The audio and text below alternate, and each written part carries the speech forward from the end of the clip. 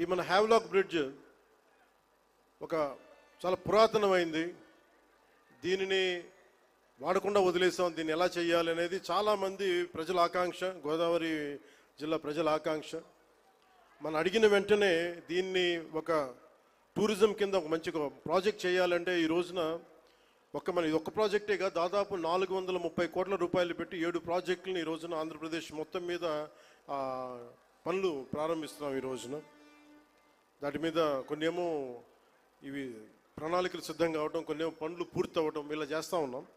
దాంట్లో ముఖ్యమైనది ఈరోజు మనకి అఖండ గోదావరి ప్రాజెక్ట్. ఈ అఖండ గోదావరి ప్రాజెక్టులో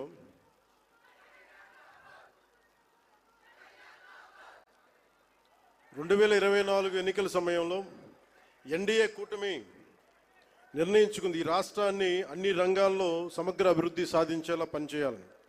దాంట్లో భాగంగానే గౌరవ ముఖ్యమంత్రి శ్రీ నారా చంద్రబాబు నాయుడు గారు ఆ రోజు మేమందరం కూటమి భాగస్వాములు అందరూ అనుకొని ప్రతిదీ కూడా ముఖ్యంగా పర్యాటక రంగంలో ఎక్కువగా యువతకి ఎక్కువ ఉపాధి అవకాశాలు ఉంటాయి.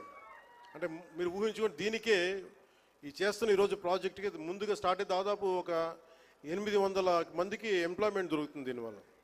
ఇవన్నీ కాకుండా దాదాపు 4 లక్షల మంది పూర్తయితే 4 లక్షల మంది కనీసం సంవత్సరానికి పర్యాటకుల మినిమం అని, అంతకు మించి పైకి వెళ్ళే అవకాశాలు చాలా ఎక్కువ ఉన్నాయి.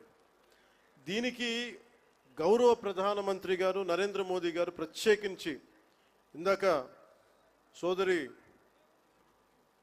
భారతీయ జనతా పార్టీ అధ్యక్షులు శ్రీమతి పురంధేశ్వరి గారు చెప్పినట్టుగా మీరు డబుల్ ఇంజిన్ సర్కార్ అంటే అది పదంలాగా ఉండిపోద్ది. మీకు తెలుసు కదా, మీరు బైకుల్లో, నేను ఎప్పుడు గోదావరి జిల్లాలో తిరుగుతుంటే మీ బైకుల సౌండ్ నాకు తెలుసు కదా, ఎలా ఉంటాయి,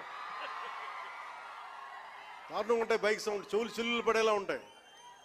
ఎందుకని మీరు కోరుకుంటారు సీసీ ఎక్కువ ఉండాలి, పవర్ ఎక్కువ ఉండాలి ఇంజన్లో అని. పవర్ ఎంత ఎక్కువ ఉంటే ఇంజన్ అంత ముందుకెళ్తుంది. అలాగే డబుల్ ఇంజిన్ సర్కార్ అంటే ఇక్కడ మనం శక్తివంతమైన మనకి ప్రభుత్వం ఉన్నప్పటికీ కూడా కేంద్రంలో కూడా అంతే, దానికి మించి, దానికి 100 ఇంతులు మించిన శక్తివంతమైన నాయకులు, శక్తివంతమైన ప్రభుత్వం ఉంటే మనకి ప్రాజెక్టులు చాలా అవలీలుగా అవుతాయి, వెంటనే చాలా తొందరగా పూర్తి చేయొచ్చు.